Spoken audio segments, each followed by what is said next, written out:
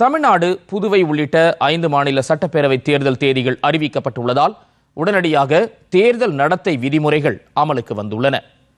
5 மாநில சட்டப்பேரவைகளுக்கு நடைபெறும் தேர்தல் குறித்த தேதிகளை இந்திய தேர்தல் ஆணையம் அறிவித்துள்ளது.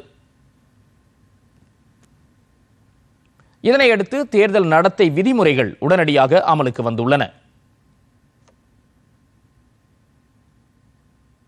இதன்படி தேர்தல் முடியும் வரை எந்த ஒரு புதிய திட்டத்தையும் செயல்படுத்தக்கூடாது. பிரச்சாரத்தின் போது கட்சிகளின் செயல்பாடுகள் தவிர தனிநபர் விமர்சனம் செய்யக்கூடாது. தேர்தல் நடத்தை விதிமுறைகள் உடனடியாக அமலுக்கு வந்துள்ளதால் அரசு பணியாளர்கள், பொதுத்துறை அதிகாரிகளை பணியிட மாற்றம் செய்யக்கூடாது. அரசு விழாக்கள் நடத்தக்கூடாது. அமைச்சர்கள் என்ற முறையில் எந்த வகையிலும் பிரச்சாரம் மேற்கொள்ளக்கூடாது.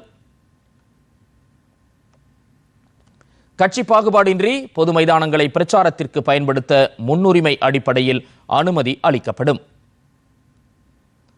ரொக்கமாக பணம் கையில் கொண்டு செல்ல கட்டுப்பாடுகள் விதிக்கப்படும். 50,000 ரூபாய்க்கு மேல் ரொக்கமாக ஆவணங்கள் இன்றி பணம் கொண்டு செல்ல தடை விதிக்கப்படும்.